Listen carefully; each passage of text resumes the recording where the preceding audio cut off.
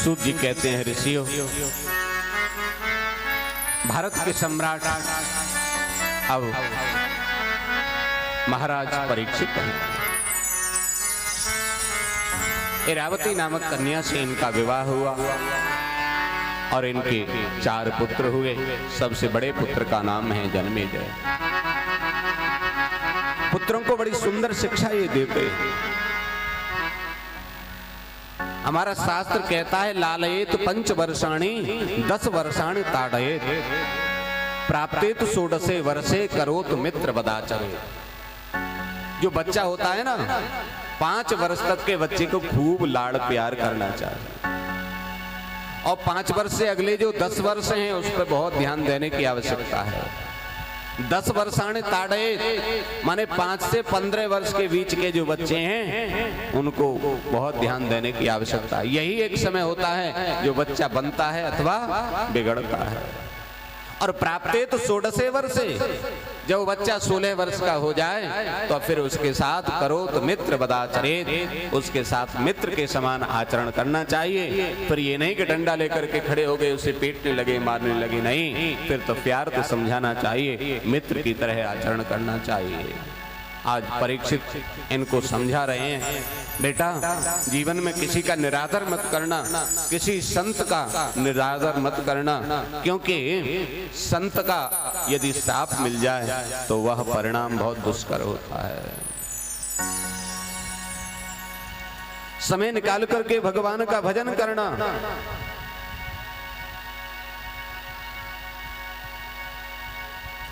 सतम विहाय भोक्तव्यम। शास्त्र कहता है 100 कामों को छोड़ करके भोजन करना चाहिए। सही कहता है ना? कितने कामों को छोड़ करके? 100 कामों को छोड़ करके, माने 100 काम छोड़ दो, पहले भोजन कर लो।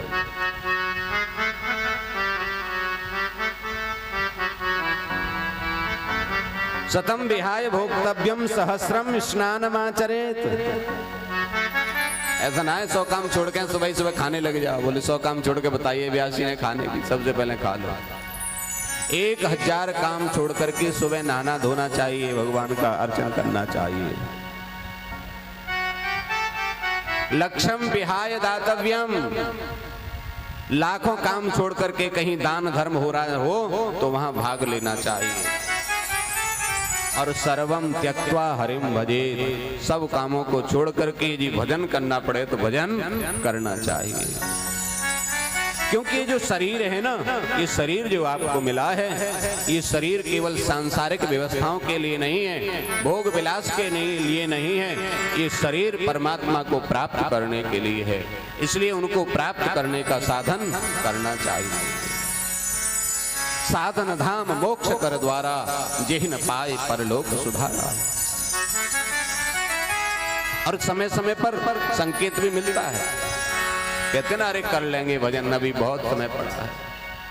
क्या सोचता है व्यक्ति? करिष्यामि करिष्यामि करिष्यामि इति चिंतयेत्, कर लूंगा। व्यासी कहते भजन कर लूंगा, कर, अभी तो बहुत समय पड़ा है, बहुत समय पड़ा है, मरना भी है ये नहीं पता रहता। मरिष्यामि मरिष्यामि मरिष्यामि इति विस्मृतम्। करिष्यामि करिष्यामि करता है किंतु ये नहीं सोचता कि मरिष्यामि भी होना है, मुझे मरना भी है, उसको भूल जाता है और आगे के लिए टालता रहता है। शरीर संकेत भी देता है, शरीर में परिवर्तन होते हैं, बाल सफेद होने लग जाते हैं, आंखों से कम दिखने लग जाता है, दांत निकल करके बाहर आ जाते हैं। भैया भजन कर लो, किंतु नहीं करता। दांत भी नहीं लगा लेगा, आंख भी बनवा लेगा, किंतु भजन नहीं करेगा। और आगे शरीर बढ़ता है, डंडा हाथ में आ जाता है, कमर 3 जगह से टेढ़ी हो जाती है, चल नहीं पाता, फिर नहीं पाता, किंतु फिर भी भजन नहीं करता और अपनी व्यवस्थाओं में लगा रहता है।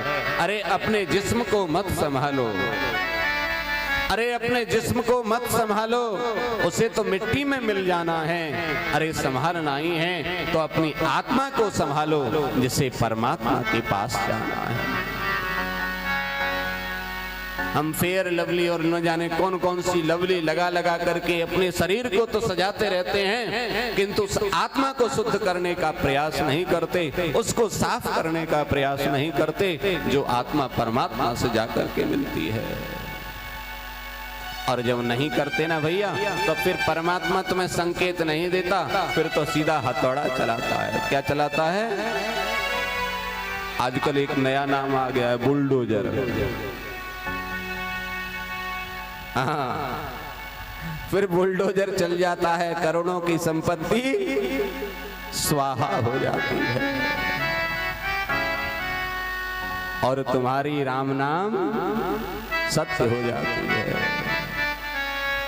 कि आया है सो जाएगा राजा रंग फकीर, कोई सिंहासन चढ़ चला तो कोई बंधा जंजीर।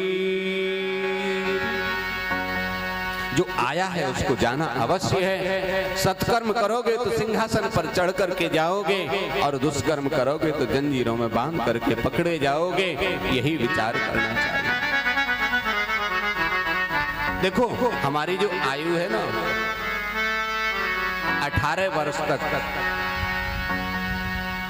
खूब पढ़ाई लिखाई मन से करो, और 18 के बाद जब आगे तुम्हारी आयु बढ़े तो फिर थोड़ा भगवान में भी मन लगाना शुरू करो। 18 के बाद फिर समझदार हो जाते हैं, इसलिए 18 के बाद जो गिनती आती है उसे क्या कहते हैं? 19। 19 में ईश लगा हुआ। ईश का मतलब स्वामी, स्वामी का मतलब भगवान। माने 19 में पहुंचे तो फिर ईश का ध्यान करना शुरू कर दो। 20, 21, 29, 30, 42, अजी 48, और देखो जितनी भी आशाएं 49 और 50। 50 तक सब कुछ कर लो, है? जो कुछ सोच रखा है सब 50 तक निपटा लो। और जैसे ही 50 पूरे हुए नहीं तो अगली संख्या क्या आती है? क्या आता है 50 के बाद? 51। हाँ, 51 माने वन लग गया। अब वन चले जाओ, माने घर के जितने भी आसक्ति हैं उनको धीरे धीरे कम करो। ठीक कहते हो महाराज, कहाँ जाएं वन, अब तो बन ही नहीं रहे, है ना? एक बहुत सुंदर वन है। कौन सा है सुंदर? बोले वनम वृंदावनम नाम पसव्यम नवकाननम, गोप गोपी गवाम सेव्यम राधा माधव दर्शनम। वनम वृंदावनम नाम, भैया वृंदावन जाओ, और किसी वन नहीं जा सकते तो वनम वृंदावनम नाम। उस वृंदावन में जाकर के क्या करो? बोले वहां के वनों को देखो, वहां गौ माता को प्रणाम करो, वहां संतों को प्रणाम करो। गोप गोपी गवाम सेव्यम, वहां के गोपों से मिलो, गोपियों से मिलो, गौओं से मिलो, और राधा माधव दर्शनम, बांके बिहारी के दर्शन करो। ऐसा यदि करोगे तो फिर निश्चित कल्याण हो जाएगा। परीक्षित भी सत्संग करते हैं, सुंदर उपदेश देते हैं, और बेटा जो कुछ कमाओ उसमें से कुछ न कुछ दान करो। आज सुंदर उपदेश देकर के परीक्षित के मन में आया और भंडार की तरफ गए। स्टोर में देखा तो एक बहुत सुंदर सा मुकुट रखा था, उसको लगा करके आज परीक्षित निकल पड़े जंगल की ओर। जंगल में जैसे ही निकले तो क्या देखते हैं कि एक बैल खड़ा हुआ है और उसके पास में एक गौ माता खड़ी है। बैल जो खड़ा है उसके 3 पैर नहीं है, 1 पैर है, उसी पे खड़ा है। गौ माता रुदन कर रही है। ये बैल कौन है? शास्त्र कहता है साक्षात धर्मोसी वृष रूप धृक, ये साक्षात धर्म ही है। और धर्म के पहले 4 पैर हुआ करते थे। धर्म के कितने पैर होते थे? 4। सतयुग में धर्म के 4 पैर थे, सत्य, दान, दया और पवित्रता। त्रेता आते आते 1 पैर कम हो गया, 3 रह गए, सत्य, दान और दया। द्वापर में तो 2 ही रह गए, सत्य और दान। और कलयुग में तो केवल 1 ही धर्म का पैर बचा है। कौन सा? कि प्रगट 4 पद धर्म के, कलिमा 1 प्रधान। ये न के न विधि दीने, दान करे कल्याण। धर्म का 1 पैर बचा है, दान। और उस पैर में भी क्या देखते हैं परीक्षित, कि काला काला पुरुष आया और उस पैर को भी काटना चाह रहा है। परीक्षित ने तुरंत उसको डांटा, अरे दुष्ट प्राणी, तुम कौन हो? मेरे राज्य में ऐसी दुष्टता है? क्या कर रहे हो? ऐसा नहीं कर सकते। दौड़ करके गया, परीक्षित के चरणों में गिर पड़ा। कौन हो? महाराज मैं कलिंग हूं। तुम ऐसी दुष्टता कर रहे हो? मेरे पूर्वजों ने मुझे समझाया कि शत्रु भी यदि एक बार शरण में आ जाए तो उसको क्षमा कर देना चाहिए। इसलिए मैं तुम्हें दंड नहीं दे रहा हूं, किंतु इतना दंड अवश्य देता हूं, मेरे राज्य से कहीं निकल जाओ। इसने कहा कहां जाना? यत्र क्वचन वत्स्यामि सार्वभौमत्वाज्ञया। भगवान मैं जहां भी जाता हूं वहां आप मुझे दिखाई देते हैं, मुझे आप ही कोई स्थान बता दें। तो परीक्षित ने कलयुग को रहने के लिए 4 जगह बता दी। आप लोग भी ध्यान से सुन लो। 4 जगह कौन कौन सी हैं? कोशिश करना उनसे बचने की, बच जाओ तो। कि द्यूतम पानम स्त्रियः सूना, यत्रा धर्मश्चतुर्विधम्। सबसे पहला है द्यूतम, जुआ। जहां जुआ होता हो वहां कलयुग का वास होगा। एक कलयुग तुम वहां जाकर के निवास करो। दूसरा है पानम। लोग तो कह देते पीते नहीं है, पिलाई गई है। पीने का काम जहां चलता है मधुशाला है।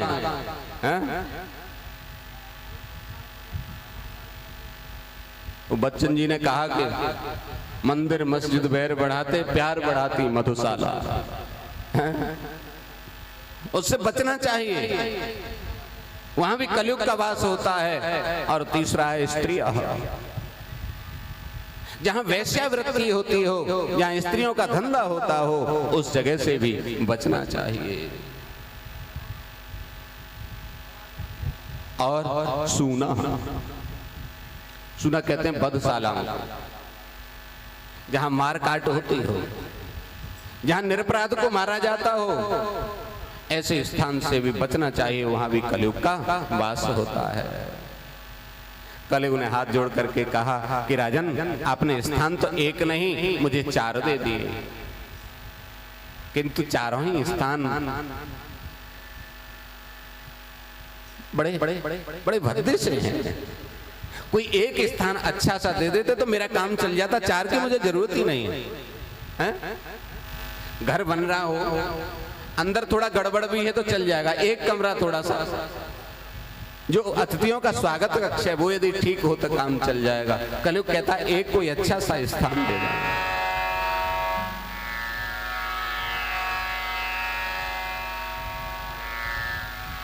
परीक्षित के मन में आया और कह दिया ठीक है जाओ, सोने में भी तुम्हारा वास होगा। बस यहीं से गड़बड़ी प्रारंभ हो गई। जैसे ही कहा सोने में वास होगा तो ये तो खुश हो गया।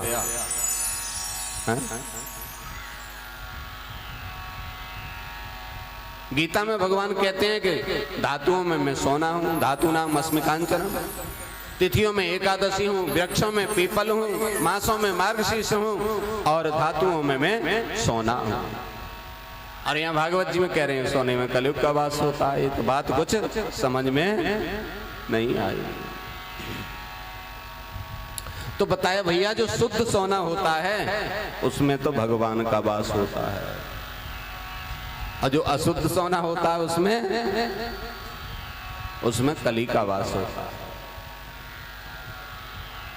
शुद्ध और अशुद्ध क्या? जो 24 कैरेट है वो शुद्ध हो गया, जो 22 है वो अशुद्ध हो गया है? ऐसा नहीं। शुद्ध का मतलब है कि अपने परिश्रम से कमाया गया जो धन है वो धन शुद्ध होता है और उसमें भगवान का वास होता है। जो दूसरे की संपत्ति को हड़प लेते हैं, अन्याय और अपराध के द्वारा संपत्ति को अर्जित करते हैं, वो अशुद्ध होती है और उसमें कली का वास होता है।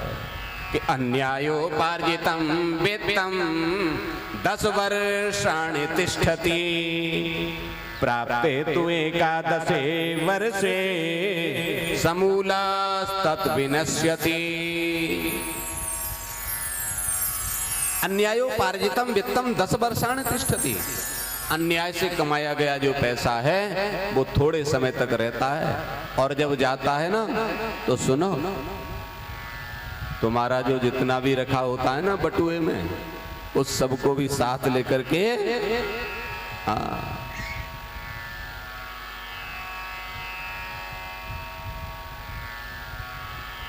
समूलस्तत् विनश्यति, मूल सहित वो नाश को प्राप्त हो जाता है। हम एक दृष्टांत सुनाया करते हैं शुद्ध और अशुद्ध का है? आपने सुना भी होगा कि एक गांव में एक व्यक्ति के यहाँ दूध का व्यापार होता था। पशु पाल करके और दूध बेचते थे।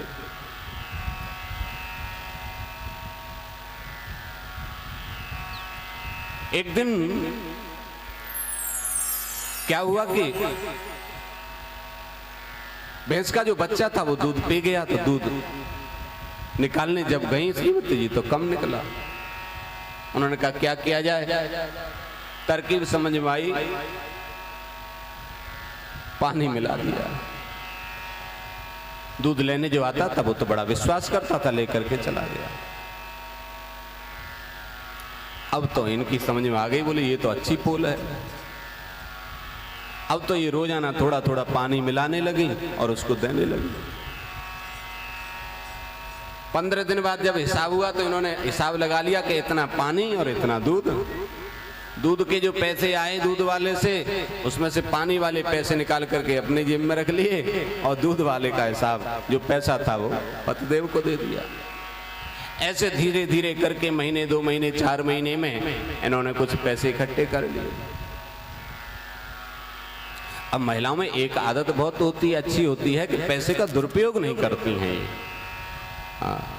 पैसा थोड़े से इकट्ठे होंगे, इतने होंगे तो कोई साड़ी, कोई सूट, कोई ऐसा वस्त्र ले लेंगे, और थोड़े ज्यादा होंगे तो सोचेंगे थोड़े से और इकट्ठे हो जाएं तो कोई छोटी सी चीज बना लेंगे। इन्होंने भी वही सोचा। थोड़े पैसे इकट्ठे हो गए तो उन्होंने छोटी सी चीज बनवाई, नाक की नथ बनवाई। नथ बड़ी चमक रही थी। पूर्णमासी आई, गांव के लोग स्नान करने के लिए गंगा जी जाने लगे। इनसे कहा तुम चलो, तो इन्होंने कहा हाँ, ये भी गंगा स्नान के लिए साथ गए। अब नथ बहुत चमक रही थी महाराज। जैसे ही गंगा जी में इन्होंने डुबकी लगाई, एक मछली चली आई और उसने झपट्टा मार दिया। डुबकी लगाने से पहले तो नाक बहुत अच्छी थी और जैसे ही डुबकी लगा करके बाहर निकली तो नथ तो दिखाई नहीं दे रही थी, नाक भी गायब थी।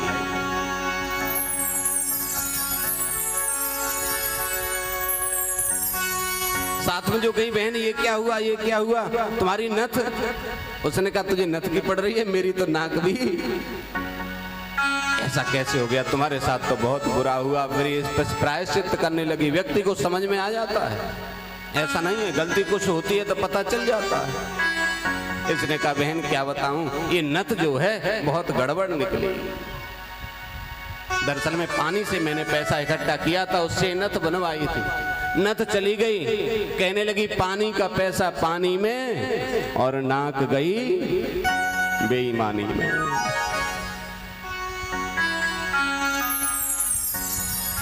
पानी के पैसे से इकट्ठा करके नथ बनवाई, वो तो चली गई पानी में, उसके साथ साथ नाक और देनी पड़ गई। इसलिए कहते हैं अन्यायोपार्जितम वित्तम 10 वर्षाणि तिष्ठति। अन्याय से इकट्ठा किया गया जो पैसा है ना, थोड़े समय तक रुकता है और जब जाता है तो तुम्हारी नाक को भी लेकर के ध्यान रखना अपनी नाक का। हाँ, समूलस्तत विनश्यति, गांठ में जो कुछ होता है उसको भी लेकर के चला जाता है। आज सोने में बास बता दिया। सोने का मुकुट राजा परीक्षित लगाए थे, कलयुग उसमें प्रवेश कर गया। आगे बढ़े, समीक मुनि के आश्रम में पहुंचे। समीक मुनि तो समाधि में थे।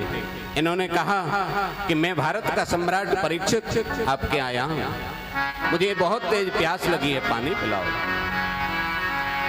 ऋषि तो समाधि अवस्था में थे। कई बार कहा, ऋषि ने कोई जवाब नहीं दिया। कलयुग के वशीभूत राजा परीक्षित हो गए थे। एक मरा हुआ सर्प वहां पड़ा था, तीर से उठाया, ऋषि के गले में डाल दिया। निकल करके चले गए हस्तिनापुर के लिए।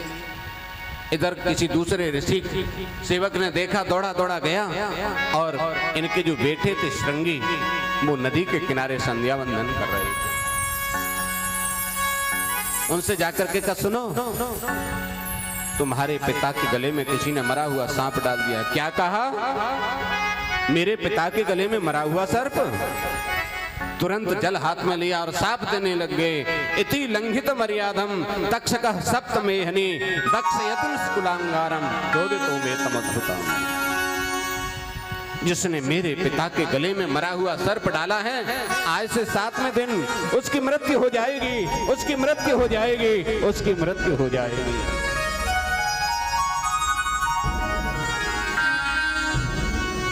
बाघ वज्रम विसर्ग, वाणी रूपी वज्र का प्रहार कर दिया महाराज। दौड़े दौड़े आए, पिता के गले से सर्प उठाया। समीक ऋषि की समाधि टूटी, पता चला। समीक मुनि को जब ये पता चला तो समीक मुनि ने कहा, बेटा ये तुमने अच्छा नहीं किया। वो भारत के सम्राट हैं परीक्षित, हमारे यहाँ आए, उनका स्वागत करना ही चाहिए। तुम्हें उनको साप नहीं देना चाहिए था। आज अपने एक शिष्य को भेजा राजा के पास। उधर महाराज परीक्षित जैसे ही घर पहुंचे और मुकुट जैसे ही सिर पे से उतारा तो इनको स्मरण हुआ, ये तो मैंने बहुत बड़ी गलती की। कई लोग यहाँ ये प्रश्न कर सकते हैं कि साहब परीक्षित के सिर पे जो मुकुट लग रहा था वो क्या सोना गड़बड़ था? अन्याय से कमाया गया पैसा था, उसका मुकुट था, उसमें कलयुग का वास कैसे हो गया? भाई परीक्षित तो धर्मात्मा थे, तो उन्होंने जो मुकुट रखा था उसमें कलयुग कैसे वास कर सकता है? तो इसका समाधान ये है कि वो जो मुकुट था वो वास्तव में अन्याय से कमाया गया था। वो मुकुट इनका नहीं था, ये तो भंडार गृह में रखा था। पहले राजाओं की पद्धति थी कि दूसरे राजाओं को जब जीत करके आते थे तो उनका मुकुट लेकर के आते। तो जब जरासंध को जीत करके आए तो जरासंध का मुकुट वहां रखा हुआ था। राजा परीक्षित ने जब प्रवेश किया और देखा तो मुकुट बहुत सुंदर लगा, उसको इन्होंने धारण कर लिया, इसलिए उसमें कलयुग ने प्रवेश किया। बोले भक्त वत्सल भगवान की जय हो। आज जैसे मुकुट उतारा तो ये प्रायश्चित करने लगे। इतने में ही समीक मुनि के द्वारा भेजे गए जो संत थे वो आए और उन्होंने राजा को बताया कि तुम्हें आज से 7वें दिन तक्षक सर्प डस लेगा और तुम्हारी मृत्यु हो जाएगी। इसको सुनकर के भी राजा विचलित नहीं हुए। आज राजा परीक्षित ने अपने समस्त राजपाट को अपने पुत्रों को दिया और स्वयं गंगा किनारे चल करके आ गए। गंगा किनारे एक बड़ का पेड़ था, वहां आकर के बैठ गए। जितने भी ऋषि मुनियों को पता चला सब वहां आने लगे कि अत्रि वसिष्ठस्य वनस्सरद्वान् अरिष्टिनेमि भृगुरंगिराश्च पाराशरो गादिसुतोत राम उतत्य इंद्र प्रमदेद्मबाहौ। अत्रि वशिष्ठ च्यवन शरद्वान अरिष्टनेमि भृगु अंगिरा ऐसे ऐसे महापुरुष वहां आए और इनसे कहने लगे, राजन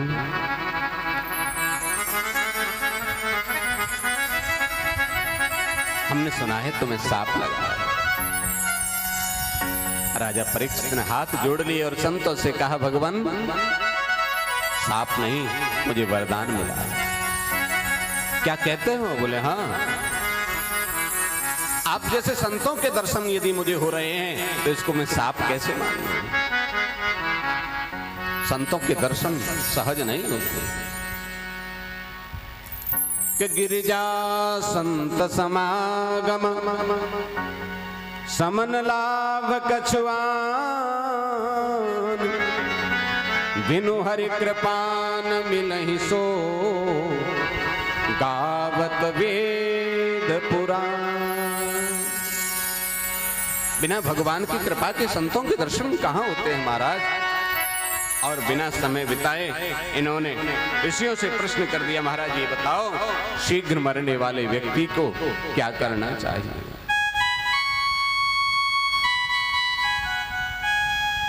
आज बड़े बड़े ऋषि महर्षि बैठे हैं, चिंतन कर रहे हैं। राजा के पास केवल 7 दिन है और 7 दिन में ऐसा कौन सा अनुष्ठान इसे बताएं जिससे इसका मोक्ष हो जाए, इसका उद्धार हो जाए। परीक्षित मन में विचार करते हैं, सोचते हैं,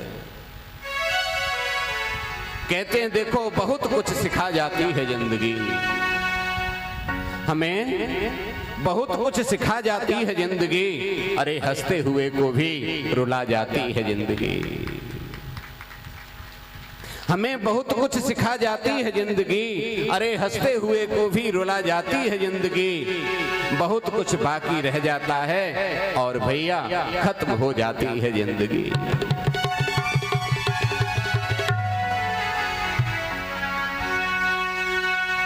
जब ऋषि महर्षि भी कोई समाधान न दे सके तो वहां अचानक सुखदेव भगवान का प्राकट्य हो गया। बोले सुखदेव भगवान की जय हो। कि तत्रा भवत भगवान व्यासपुत्रो यदृक्षया गामटमानो नपेक्षा अलक्षलिंगो निजलाभतुष्टो व्रतश्च बालैरवधूतवेशः।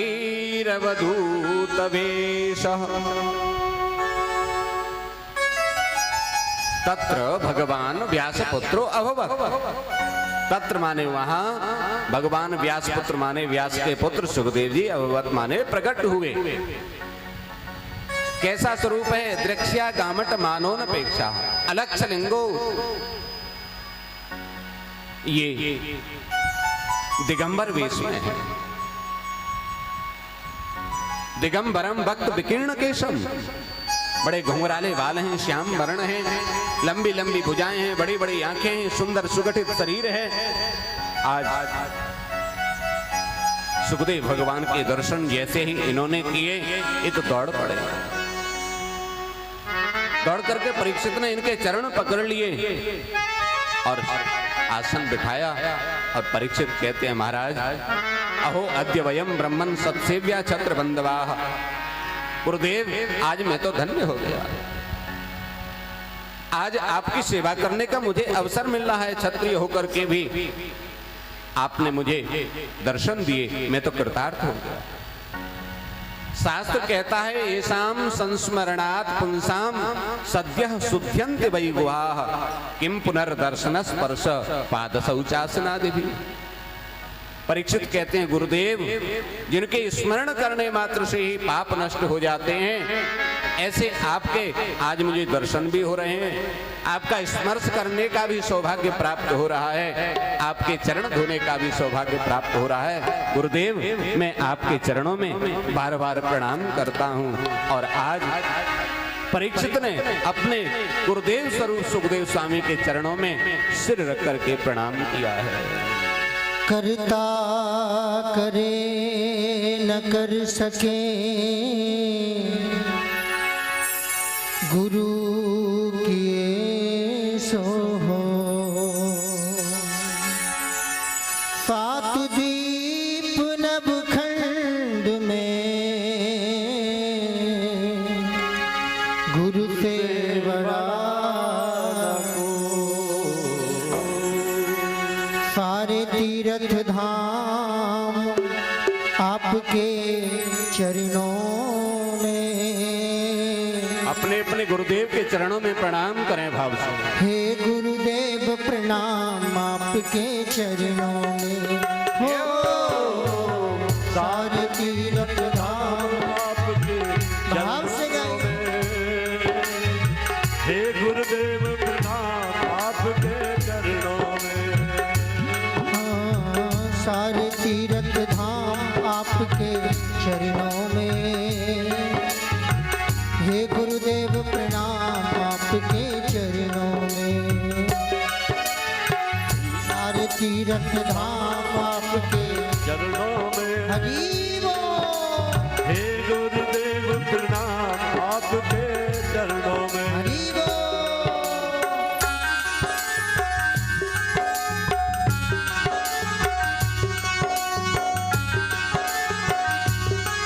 प्रेम से तालियों की सेवा करते हुए भाव से।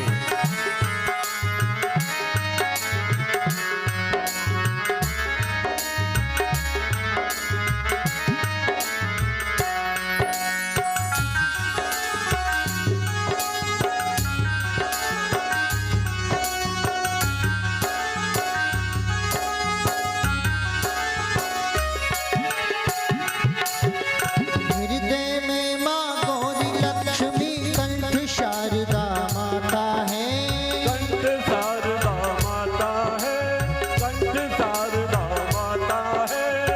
जो भी मुख से वचन कहे वो वचन सिद्ध हो जाता है। वचन सिद्ध हो जाता है, वो वचन सिद्ध हो जाता है। वो वचन सिद्ध हो जाता है। हे गुरु ब्रह्मा हे गुरु विष्णु, हे गुरु ब्रह्मा हे गुरु विष्णु, हे शंकर भगवान आपके चरणों में। हे गुरुदेव प्रणाम आपके चरणों में हो, सारे तीर्थ धाम आपके चरणों में।